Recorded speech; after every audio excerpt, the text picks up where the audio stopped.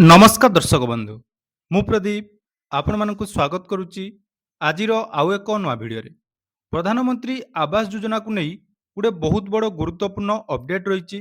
ଆପଣମାନେ ସମସ୍ତେ ଜାଣିଥିବେ, ଏହାର ପୂର୍ବ ଭିଡ଼ିଓରେ ମୁଁ ଆପଣମାନଙ୍କୁ ପ୍ରଧାନମନ୍ତ୍ରୀ ଆବାସ ଯୋଜନାର ଯେଉଁ ଆବାସ ପ୍ଲସ୍ 2024ର ସର୍ଭେ ରିପୋର୍ଟ, ଯେଉଁଟାକି ଓଡ଼ିଶାର ସମସ୍ତ ଗ୍ରାମ ପଞ୍ଚାୟତକୁ ଆସିସାରିଛି, ଅର୍ଥାତ୍ ଯେଉଁମାନେ ଆବାସ ପ୍ଲସ୍ ଆପ୍ ମାଧ୍ୟମରେ ନିଜର ସେଲ୍ଫ ରେଜିଷ୍ଟ୍ରେସନ କରିଥିଲେ ସେମାନଙ୍କର ଡ୍ରାଫ୍ଟ ଲିଷ୍ଟ ବର୍ତ୍ତମାନ ପଞ୍ଚାୟତରେ ପବ୍ଲିଶ ହେଇସାରିଛି।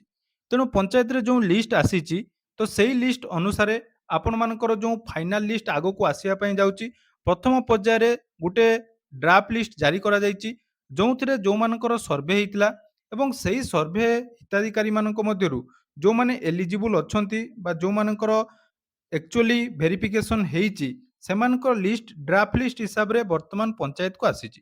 ତ ସେ ପଞ୍ଚାୟତକୁ ଆସିଥିବା ଲିଷ୍ଟରେ ଆପଣମାନଙ୍କର ନାମ ରହିଛି ଏବଂ ଯେଉଁମାନେ ବି ଆବେଦନ କରିଛନ୍ତି, ପୁରା ପଞ୍ଚାୟତର ଆପଣମାନଙ୍କର ଆବେଦନ କରିଥିବା ସମସ୍ତ ହିତାଧିକାରୀଙ୍କୁ ଚୟନ କରାଯାଇ ସେମାନଙ୍କର ଯେଉଁଟାକି ଗୋଟେ ର୍ୟାଙ୍କ ମଧ୍ୟ ପ୍ରସ୍ତୁତ କରାଯାଇଛି। ତ ସେଇ ର୍ୟାଙ୍କ ଅନୁସାରେ ଆପଣମାନଙ୍କର ଯେଉଁଟାକି ଆଗାମୀ ସମୟରେ ଯେତେବେଳେ ଟାର୍ଗେଟ ଆସିବ, ଟାର୍ଗେଟ ଆସିଲା ପରେ ଆପଣମାନଙ୍କର ଘର ସେଇ ଯେଉଁ ର୍ୟାଙ୍କ ସ୍କୋର ରହିଛି, ଅର୍ଥାତ୍ ଆପଣମାନଙ୍କର ଯାହା ବି ର୍ୟାଙ୍କ ରହିଛି ସେଇ ଆଧାରରେ ଘର ପ୍ରଦାନ କରାଯିବ। ତ ଏ ବିଷୟରେ ମୁଁ ଅଲରେଡି ଦୁଇଟି ଭିଡ଼ିଓ ମାଧ୍ୟମରେ ଆପଣମାନଙ୍କୁ ଡିଟେଲ୍ସ ଜଣାଇଥିଲି। ତ ସେଇ ଭିଡ଼ିଓରେ ଆପଣମାନଙ୍କର ବହୁତ ସାରା କମେଣ୍ଟ ଥିଲା ଯେ ଯେଉଁ ଲିଷ୍ଟଟି ଆସିଛି ଏଇଟା ଆପଣମାନଙ୍କର ଫାଇନାଲ ଲିଷ୍ଟ କି ନୁହେଁ, ବା ଯଦି ଫାଇନାଲ ଲିଷ୍ଟ ନୁହେଁ ତାହେଲେ ଆପଣମାନେ ଯେଉଁ ସର୍ଭେ କରିଥିଲେ ଆପଣମାନଙ୍କର ନାମ କେମିତି ତଳେ ଅଛି। ଅର୍ଥାତ୍ ଧରାଯାଉ ଆପଣମାନଙ୍କ ପଞ୍ଚାୟତରେ ଟୋଟାଲ 400 ଜଣ ହିତାଧିକାରୀ ଆବେଦନ କରିଥିଲେ, ତ ସେଇ 400 ଜଣଙ୍କ ମଧ୍ୟରୁ ଆପଣମାନଙ୍କର ନାମ ଯଦି ବହୁତ ତଳକୁ ରହିଛି, ଅର୍ଥାତ୍ ଆପଣମାନଙ୍କର ଯେଉଁ ର୍ୟାଙ୍କଟି ବହୁତ ତଳେ ରହିଛି ଏବଂ ଆପଣମାନେ ଭାବୁଛନ୍ତି ଆପଣମାନଙ୍କ ଉପରେ ଯେଉଁମାନଙ୍କର ନାମ ରହିଛି ସେମାନେ ପ୍ରଧାନମନ୍ତ୍ରୀ ଆବାସ ଯୋଜନା ଘର ପାଇବା ପାଇଁ ଅଯୋଗ୍ୟ, କିନ୍ତୁ ତାଙ୍କର ନାମ ଆପଣମାନଙ୍କ ଆଗରେ ଅଛି, ତାହେଲେ ଏହିସବୁ ସମସ୍ୟାର ସମାଧାନ କରିବା ପାଇଁ ବର୍ତ୍ତମାନ ଆପଣମାନଙ୍କ ପାଇଁ ଗୋଟେ ବହୁତ ବଡ଼ ସୁଯୋଗ ଆସିଛି, ଯେଉଁଟାକି ଆଜିର ଏହି ଭିଡ଼ିଓରେ ମୁଁ କହିବି। ଏବଂ ଯେଉଁମାନଙ୍କର ନାମ ନାହିଁ ବା ଆପଣମାନଙ୍କର ନାମ ଯେଉଁଟାକି ବହୁତ ପରେ ରହିଛି, ତ ସେସବୁ ସମସ୍ୟାର ସମାଧାନ ଆପଣମାନେ କେମିତି କରିବେ ତା ନେଇ ବର୍ତ୍ତମାନ ଆପଣମାନଙ୍କୁ ଗୋଟେ ଡେଟ୍ ମଧ୍ୟ ଦିଆଯାଇଛି। ସେଇ ଡେଟ୍ ପୂର୍ବରୁ ଯାହା ବି ଆପଣମାନଙ୍କର କମ୍ପ୍ଲେନ୍ ଅଛି ବା ଯାହା ବି ଅଭିଯୋଗ ଅଛି ତାହା ଆପଣମାନେ କରିପାରିବେ। କେମିତି କ'ଣ କରିବେ, କ'ଣ ପ୍ରୋସେସ୍ ରହିଛି, ସବୁ କିଛି ଡିଟେଲ୍ସ ଜାଣିବେ। ତା ପୂର୍ବରୁ ଯଦି ଚ୍ୟାନେଲକୁ ପ୍ରଥମ ଥର ଭିଜିଟ୍ କରୁଛନ୍ତି, ଭିଡ଼ିଓକୁ ଲାଇକ୍ କରିବେ, ଚ୍ୟାନେଲକୁ ସବସ୍କ୍ରାଇବ୍ କରିବା ସହିତ ପାଖରେ ଥିବା ବେଲ୍ ଆଇକନକୁ କ୍ଲିକ୍ କରି ଅଲ୍‌ରେ ସେଟ୍ କରିଦେବେ। ଏହା ସହିତ ଯଦି ଏହି ଭିଡ଼ିଓଟି ଆପଣମାନେ ଫେସବୁକ୍ ବା ଇନଷ୍ଟାଗ୍ରାମରେ ଦେଖୁଛନ୍ତି, ନିହାତି ଆପଣମାନେ ଫଲୋ କରିଦେବେ। ତ ଦେଖନ୍ତୁ, ଯେଉଁ ଲିଷ୍ଟଟି ଆପଣମାନଙ୍କର ପବ୍ଲିଶ ହେଇଛି, ତ ସେଇ ଲିଷ୍ଟ ପ୍ରତ୍ୟେକ ପଞ୍ଚାୟତରେ ବର୍ତ୍ତମାନ ଲାଗିସାରିଛି। ବହୁତ ଜଣଙ୍କର କମେଣ୍ଟ ଥିଲା ଯେ ଆମ ପଞ୍ଚାୟତରେ ଲାଗିନାହିଁ, ଆମେ କେମିତି ଅନଲାଇନରେ ପାଇବୁ। ଦେଖନ୍ତୁ, ସେଇଟା ଆପଣମାନଙ୍କର ଅନଲାଇନରେ ନାହିଁ, ସେଇଟା ଅଫିସିଆଲ ୱେବସାଇଟରୁ ଆଉ ଯେଉଁମାନେ ଅଫିସିଆଲ ଅଥରିଟି ରହିଛନ୍ତି ତାଙ୍କ ଲଗଇନ୍‌ରୁ ହିଁ ଡାଉନଲୋଡ୍ କରାଯାଇଛି। ତେଣୁ ସେଇ ଲିଷ୍ଟ ଆପଣମାନେ କେବଳ ନିଜର ପଞ୍ଚାୟତରେ ଯେଉଁଟାକି ଆପଣମାନଙ୍କର ନୋଟିସ୍ ବୋର୍ଡରେ ହିଁ ଲଗାଯାଇଥିବ ସେଠୁ ଆପଣମାନେ ପାଇପାରିବେ। ତ ସେଇ ଲିଷ୍ଟ ଯେତେବେଳେ ଆପଣମାନେ ଦେଖୁଛନ୍ତି, ତ ଏଇ ଲିଷ୍ଟରେ ଆପଣମାନଙ୍କର ଗୋଟେ ନଜର ପକାଉଥିବେ, ଯେଉଁ ରହିଛି ଆପଣମାନଙ୍କର କ'ଣ ରହିଛି ନା, ଏଟା ଗୋଟେ ହେଉଛି ଡ୍ରାଫ୍ଟ ପ୍ରାୟୋରିଟି ଲିଷ୍ଟ, ଅର୍ଥାତ୍ ଆପଣମାନଙ୍କର ଏଇଟା ଫାଇନାଲ ଲିଷ୍ଟ ନୁହେଁ। ଏହା ପରେ ଯେଉଁଟାକି ଲିଷ୍ଟ ଆସିବ ଏଇଟା ଫାଇନାଲ ଲିଷ୍ଟ ଆସିବ।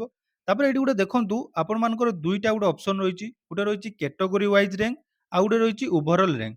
କ୍ୟାଟେଗୋରୀ ୱାଇଜ୍ ରାଙ୍କ ଅର୍ଥାତ୍ ତାର କିଛି କ୍ରାଇଟେରିଆ ରହିଛି, ଅର୍ଥାତ୍ କେଉଁ କେଉଁ କ୍ୟାଟେଗୋରୀରେ କେଉଁମାନେ ଯାଉଛନ୍ତି ସେମାନଙ୍କୁ, ଯେଉଁଟାକି ଗୋଟିଏ ଗୋଟେ କ୍ୟାଟେଗୋରୀରେ 3 ଜଣ, 4 ଜଣ, 5 ଜଣ, 10 ଜଣ ଏଇଭଳି ଆପଣଙ୍କର ହିତାଧିକାରୀଙ୍କୁ ରଖାଯାଇଛି। କିନ୍ତୁ ଯେଉଁ ଓଭରଅଲ୍ ରାଙ୍କ ରହିଛି ଏଇଟା ହେଲା ମୋଷ୍ଟ ଇମ୍ପୋର୍ଟାଣ୍ଟ।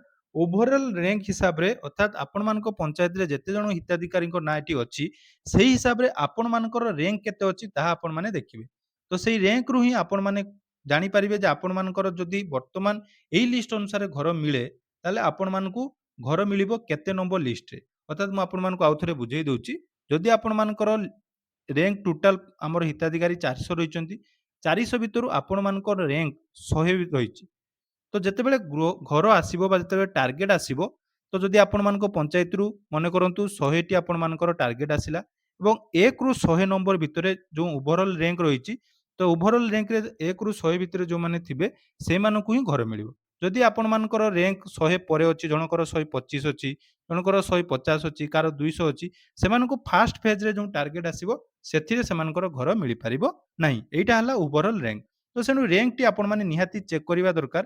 କାରଣ ଏଇ ଯେଉଁ ରାଙ୍କଟି ପ୍ରସ୍ତୁତ କରାଯାଇଛି ଏଇଟା କୋଉ ଆଧାରରେ ପ୍ରସ୍ତୁତ କରାଯାଇଛି, କେମିତି ଆପଣମାନଙ୍କର ଏଠି ରାଙ୍କ ତିଆରି କରାଯାଇଛି ସେ ବିଷୟରେ ହୁଏତ ଆମ ପାଖରେ ଡିଟେଲ୍ସ ଅପଡେଟ୍ ନାହିଁ ବା କେହି ମଧ୍ୟ ଜାଣିନାହାନ୍ତି। ତେଣୁ ଆପଣମାନେ ଯଦି ଦେଖୁଛନ୍ତି ଏଇ ଯେଉଁ ରେଙ୍କ କାର୍ଡରେ ଆପଣମାନଙ୍କ ଠାରୁ ଯେଉଁମାନେ ଅଯୋଗ୍ୟ ହିତାଧିକାରୀ ରହିଛନ୍ତି, ବହୁତ ଜଣ ହିତାଧିକାରୀ ରହିଛନ୍ତି ଯେଉଁମାନେ ଘର ପାଇବା ପାଇଁ ଅଯୋଗ୍ୟ, କିନ୍ତୁ ତାଙ୍କ ଲିଷ୍ଟ ଯଦି ଆପଣମାନଙ୍କ ଉପରେ ଅଛି ବା ଆପଣମାନଙ୍କ ଏରିଆରେ ସେମିତି କିଛି ଲୋକ ରହିଛନ୍ତି ଯେଉଁମାନଙ୍କର ଲିଷ୍ଟରେ ନାଁ ଅଛି ଏବଂ ସେମାନେ ରେଙ୍କ ମଧ୍ୟ ଆପଣମାନଙ୍କ ଠାରୁ ଅଧିକ ଅଛି, ତାହେଲେ ଆପଣ ଚାହିଁଲେ ସେମାନଙ୍କ ନାମରେ ଯାଇକି ଅଭିଯୋଗ କରିପାରିବେ। ଅର୍ଥାତ୍ ଆପଣମାନେ କମ୍ପ୍ଲେନ୍ ଦେଇପାରିବେ, ନିଜ ସପକ୍ଷରେ ଦେଇପାରିବେ ବା କାହା ବିରୁଦ୍ଧରେ ମଧ୍ୟ ଆପଣମାନେ ଚାହିଁଲେ ଅଭିଯୋଗ ଦେଇପାରିବେ। ତା ପାଇଁ ପ୍ରତ୍ୟେକ ପଞ୍ଚାୟତରେ ବର୍ତ୍ତମାନ ଯେଉଁ ଲିଷ୍ଟଟି ଲାଗିଛି, ତ ସେଇ ଲିଷ୍ଟ ପାଖରେ ଗୋଟେ ଆପଣମାନଙ୍କର ଅଭିଯୋଗ ବକ୍ସ ଲାଗିଛି।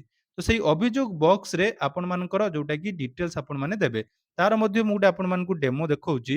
ଦେଖନ୍ତୁ ଆପଣମାନଙ୍କର ଏଇଟା ଗୋଟେ ଏଆଇ ଜେନେରେଟେଡ୍, କିନ୍ତୁ ଆପଣମାନଙ୍କର ପଞ୍ଚାୟତରେ ଏମିତି ଗୋଟିଏ ବକ୍ସ ଯୋଉଟାକି ସରକାରଙ୍କ ତରଫରୁ ନିର୍ଦ୍ଦେଶ ଦିଆଯାଇଛି, ଏମିତି ଗୋଟିଏ ବକ୍ସ ଲାଗିଥିବ, ସେଥିରେ ଆପଣମାନଙ୍କର ଲେଖାଯାଇଥିବ ଯେ ପ୍ରଧାନମନ୍ତ୍ରୀ ଆବାସ ଯୋଜନା ଗ୍ରାମୀଣ ଅଭିଯୋଗ ବକ୍ସ, ଅର୍ଥାତ୍ ଅଭିଯୋଗ ପତ୍ର ବା ଅଭିଯୋଗ ବକ୍ସ ଲେଖାହେଇଥିବ ବା କମ୍ପ୍ଲେନ୍ ବକ୍ସ ଲେଖାହେଇଥିବ। ଯଦି ଆପଣମାନଙ୍କର ଏଇ ଡ୍ରାଫ୍ଟ ଯେଉଁ ଆସିଛି ଡ୍ରାଫ୍ଟ ଲିଷ୍ଟ, ଏହା ସମ୍ବନ୍ଧରେ କୌଣସି ଅଭିଯୋଗ ଅଛି, ତାହେଲେ ଆପଣମାନେ ଲେଖି ଏଇ ବାକ୍ସ ଭିତରେ ପକେଇ ପାରିବେ ଏବଂ ତାର ମଧ୍ୟ ଗୋଟେ ଆମର ଯୋଉଟାକି ଡେଡଲାଇନ୍ ଦିଆଯାଇଛି, ତାହା ମଧ୍ୟ ମୁଁ ଆପଣମାନଙ୍କୁ ଦେଖଉଛି ଓ ଯୋଉଟାକି ଆପଣମାନେ ନିଜ ପଞ୍ଚାୟତର ଯେଉଁ ନୋଟିସ ବୋର୍ଡରେ ଦେଖିପାରିବେ। ତେଣୁ ଓଡ଼ିଶାର ସମସ୍ତ ଭାଇ ଭଉଣୀମାନଙ୍କ ପାଇଁ ଏକ ଜରୁରୀ ସୂଚନା, ଆପଣମାନଙ୍କ ଅଞ୍ଚଳରେ ପ୍ରଧାନମନ୍ତ୍ରୀ ଆବାସ ଯୋଜନା ଗ୍ରାମୀଣ ଅଧୀନରେ ହିତାଧିକାରୀଙ୍କ ତାଲିକା ବର୍ତ୍ତମାନ ପ୍ରକାଶ ପାଇଛି।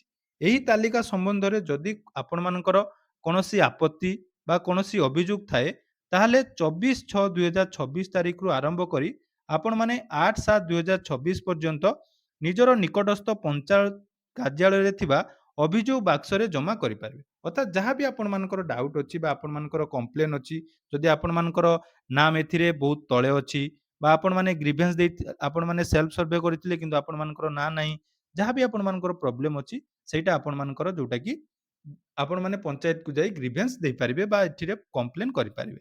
ଅଧିକ ସୂଚନା ପାଇଁ କିମ୍ବା ଆପତ୍ତି ଜଣାଇବା ପାଇଁ ଆପଣ ନିଜ ଅଞ୍ଚଳ ବ୍ଲକ କାର୍ଯ୍ୟାଳୟ ଦ୍ୱାରା ପ୍ରଦାନ କରାଯାଇଥିବା ନିର୍ଦ୍ଦିଷ୍ଟ ହେଲ୍ପଲାଇନ୍ ନମ୍ବର ସହିତ ଯୋଗାଯୋଗ କରନ୍ତୁ।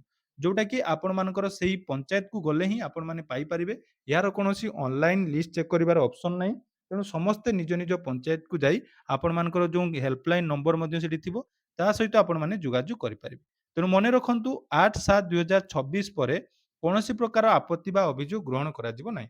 ଅର୍ଥାତ୍ ଜୁଲାଇ 8 ତାରିଖ ସୁଦ୍ଧା ଯଦି ଆପଣମାନଙ୍କର ଲିଷ୍ଟ ଆପଣମାନେ ଚେକ୍ କରୁନାହାନ୍ତି, ଆପଣମାନଙ୍କର ଗ୍ରିଭେନ୍ସ ଦେଉନାହାନ୍ତି ବା ଅଭିଯୋଗ କରୁନାହାନ୍ତି, ତାପରେ ଆପଣମାନେ ଯାହା ବି କଲେ ଏଠି ଆପଣମାନଙ୍କୁ ସାମିଲ କରାଯିବନି। ଆପଣମାନଙ୍କ କଥା କେହି ଶୁଣିବେ ନାହିଁ।